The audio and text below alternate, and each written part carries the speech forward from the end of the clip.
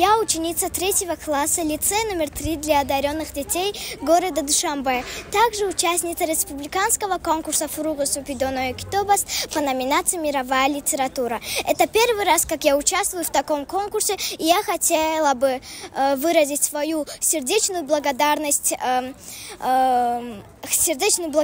в участии в таком конкурсе Фуруга Супидоно Экитобас. Моя цель – достичь успеха и не останавливаться на достигнутом. Я хочу развить свой потенциал и достичь большего в своей деятельности. Еще я хочу сказать большое-большое спасибо нашему дорогому, любимому лидеру нации нашей страны, президенту Эмомали Рахмон, за то, что создал такой конкурс, открывает потенциал в детях. И, конечно же, огромное спасибо нашему мэру города Рустам Эмомали за то, что не оставляет детей в беде.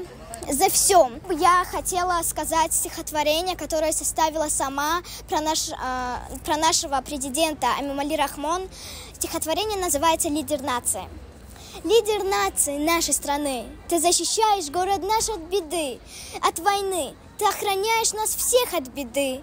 Мы вас любим, наш лидер страны.